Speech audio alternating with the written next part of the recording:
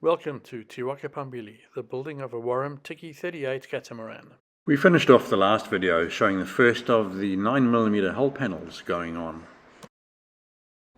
I hopped in below and tried to tidy up those fillets from a squeeze out as soon as I possibly could. The forward and aft sections, already pre-joined, were waiting in the wings.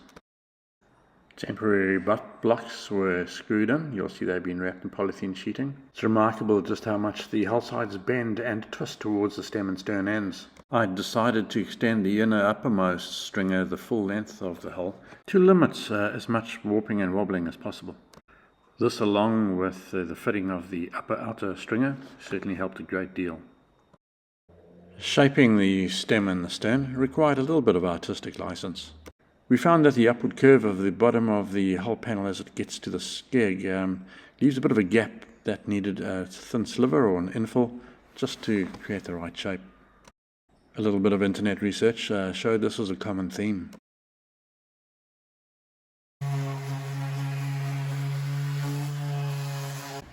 So the lower hull now starting to come together nicely. We have put the outer stringer on, and that has given just a nice little finish to it all, so it's really looking good. We had a bit of concern about the thickness of the back where of the skeg in the boat where the rudder actually attaches. The top area here was nice and thick, but as it came down it only went down to 18 mil. And so that looked like it was a bit too thin, so Grant's also now added another two 9mm strips on either side to beef that up, to bring it to the 36, which is the same all the way up. So we now have a pretty sturdy, solid looking section that the rudder will be attaching to. And at the moment Grant is starting to put the hinge holes area in, and what he's doing is drilling holes. We then empty that, we route out that area there, and then we fill it with epoxy, thickened epoxy, and that then seals that whole area off, and we then re-drill holes so that we can drill the holes for the string hinge that goes through there. We'd filled the gap between the keel doublers and the hull panels when we put the hull panels in, but we needed to put in a rather large fillet between the hull panels and the keel, and this took a bit of doing with a rather large filleting tool. Quite a task, and we got it done. And then the sanding started.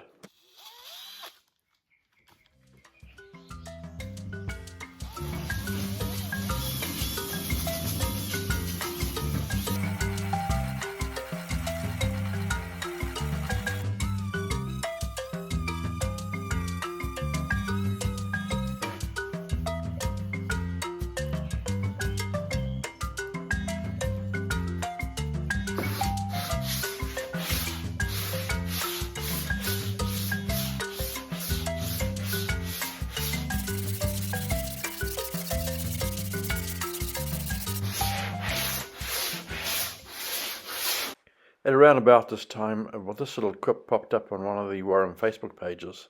Thought it apt. It took quite a while to get a decent profile, and then we had to sort out all the little low spots and divots by grinding them out and filling them in. Finally, we could start glassing. We wanted to get at least 2 layers of the 200 gram per square meter e-cloth over the entire hull, overlapping both layers from either side over the keel itself, and then we were going to add to that a further 2 layers of e-glass cloth, incorporating 2 layers of Kevlar. If you're interested in the details of the layup, you'll probably need to pause the video and have a look at the markings on the tape. We decided to use Quila for our worm shoe. We didn't want to drill in through our sealed layer, so we decided to just glue it and weigh down the worm shoe. And that seemed to work quite well. It would later get a couple of layers extra of the e-cloth and Kevlar as well. So a fair bit's happened now since we were last together. At this stage we've glassed the entire lower section of the hull, and at the moment we're working on putting on the worm shoe. It's a flat section that goes on the bottom of the keel,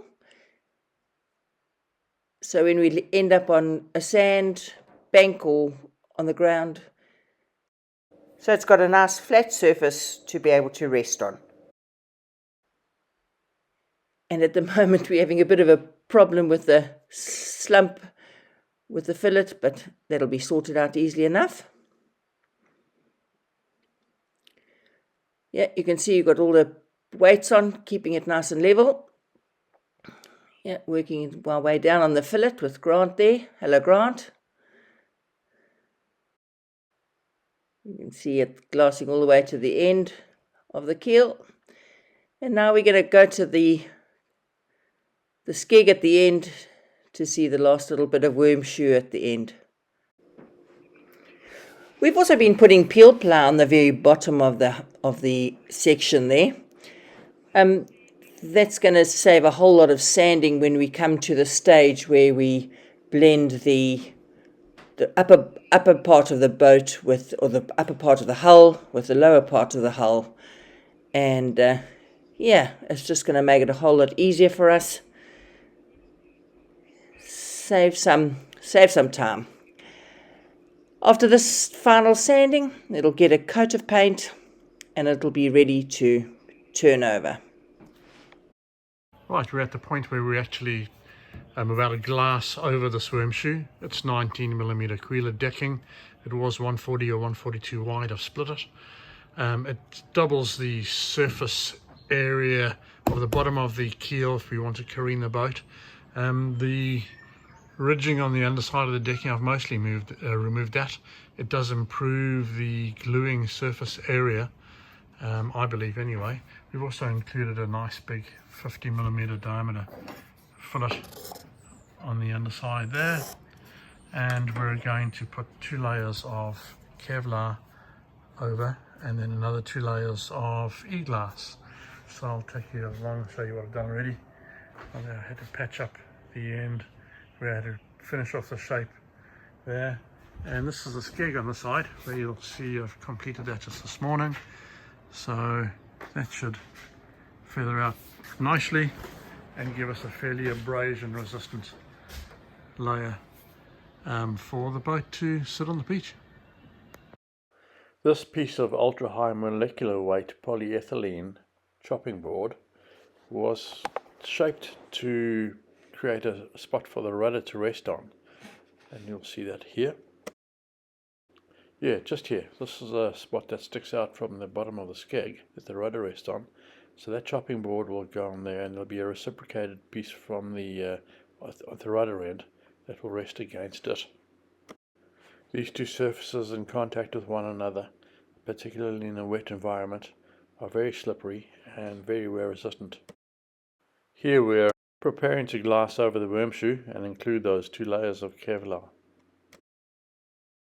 We have just finished glassing the worm shoe, and Grant's now just taking off our blue gutter on the side. That works quite well to catch any major big drips.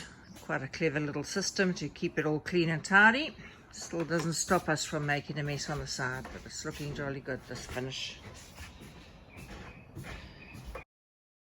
So that last little addition of fiberglass over the worm shoe needs to be scuffed and sanded and tapered down and so on, and then a general sort of sanding and scuffing of the whole area in preparation for the application of the fairing compound.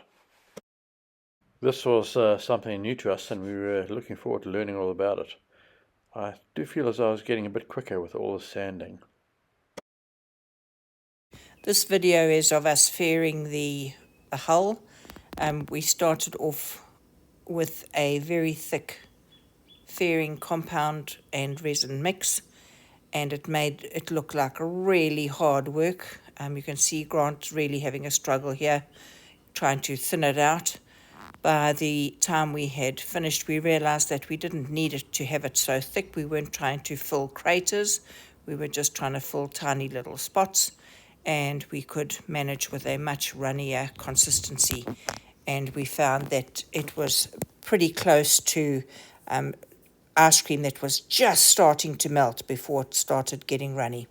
So by the time we finished, it was a whole lot easier. Job well done, and not quite as tedious as we thought it might be. The hulls now had a water wash and an acetone clean. After some more sanding, of course. So it's all ready for the barrier coat. We've decided that we'll start at the bow area and just, oh man, look at that gloss. It just makes such a, it just makes it all just stand out. It's amazing. Now we're making pretty steady progress. Grant's probably a third of the way down. You can see the shinies reflecting in the front, and the matte's close to us and the shiny in the front. Yeah, it's not so easy to be able to see where you've painted and not painted. If you get an angle that reflects the light, I'm finding great difficulty trying to get rid of all these little bubbles. Best way seems to be to go back on a second pass very lightly.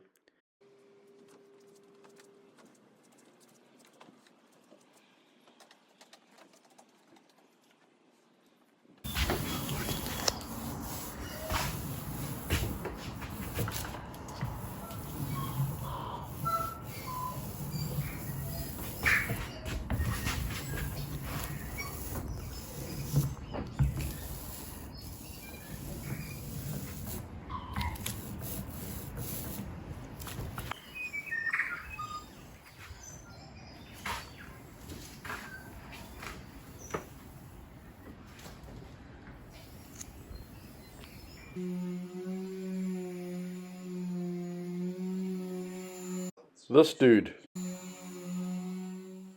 We then wet sanded the barrier coat to take an epoxy primer.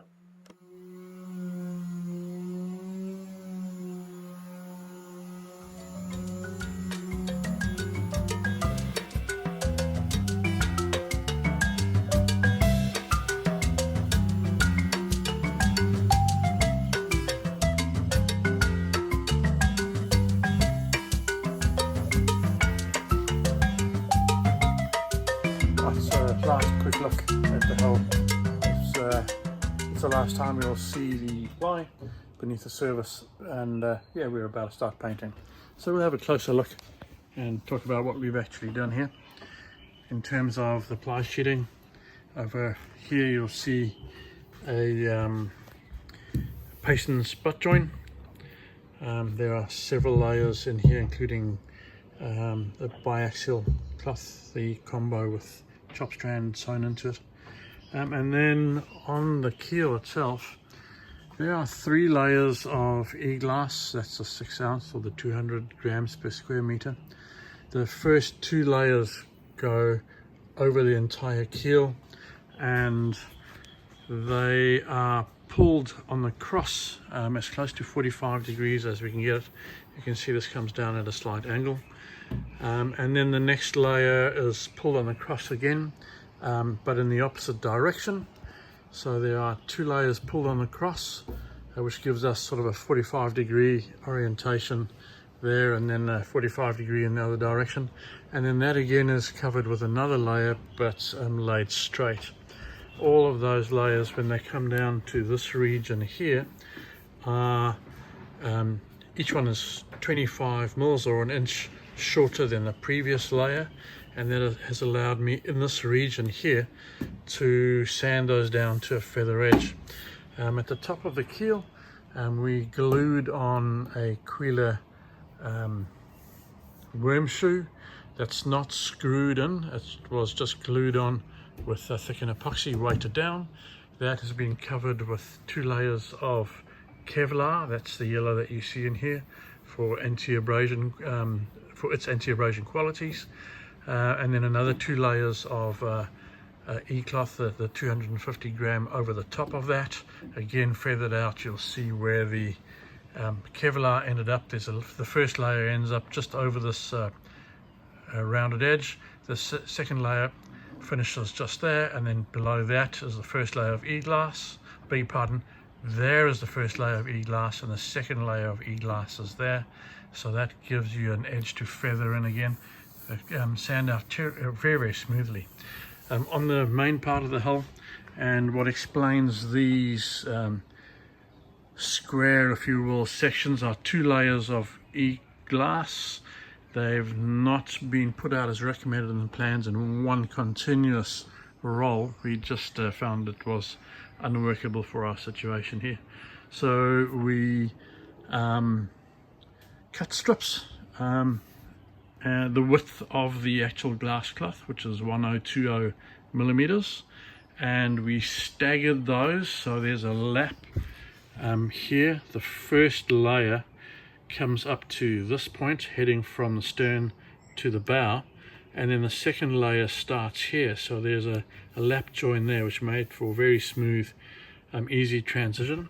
The top, or the first layer, finishes at that back top, or the upper black line there, on the feathered transition coming down from the keel heading downwards, and then the second layer finishes lower down, again allowing that very smooth transition as you feather sand that in. So you still end up in this vicinity here with 5 layers, and you can barely feel that change at all. It's worked out incredibly well, so I'm very, very chuffed with that. Yeah, so the Kevlar runs all the way along where we might take a knock or a bang or a scrape. If we careened on the beach, that will take a fair amount of abrasion resistance, hopefully, as we settle ourselves onto the sand or the mud, and you'll see it comes all the way down to the bow. We have yet to figure out how that's all going to go. When I say that, I'm talking about the junction over here. Right, that's still to be determined, but we know that we're ready to paint. We're going to paint an epoxy undercoat on.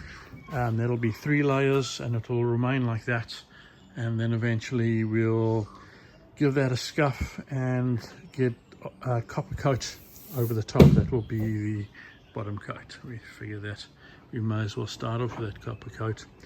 We're at a fresh point where we may as well put it on in the first instance. Right, that's a fairly long video. I hope that explains what we've done here. Grant's now busy doing the 3 coats of undercoat. Right, so here we go with the painting of the lower hull. What we're seeing this side is first 2 coats. We will be doing a 3rd coat, and on this side here, it's still only had, you can see the difference, it's only just had 1 coat. Just after this, I had to go in for a medical procedure, which had me out of action for almost 6 weeks. So I had to keep myself busy somehow. Right, we ordered in a set of sail needles and made up a sail maker's palm by chopping up an old belt, putting a coin on top of a cork and shaping this. I think it's used for making wrist guards and things like that. So we just warmed it up, made one of those, pretty easy. And then we started having a bit of a play with that and put together some whippings on some of the lines that we got together. So that was quite interesting. And then also spent some time making up a few of these, having bought some Dyneema offline, bit of an overkill. So we got a bunch of those. So that was time well employed while sitting doing not much really. Yeah, also figured out or used this method to make up a fid, like a multi-purpose fid that works really well. It's a outer sheath that electricians use for covering electrical cables, and that sort of draws the rope through very cleanly. So yeah. In the last week of my recovery, I was able to tinker with this happy find. Kaz tells the story. The other day, Grant saw an advert on Marketplace for a helm wheel, and so we bought it, and it has a wonderful story behind it. It belonged to a fairly large launch, and that launch went into some piles just at the bottom of the Auckland Harbour Bridge, and it ended up sinking. This young lad, who was quite a really interesting character, he ended up being part of the salvage crew, and he was told he could take some of the things from the actual salvage, and this was one of them. And so we've ended up with this wheel, and Grant's been working on it this last week or so.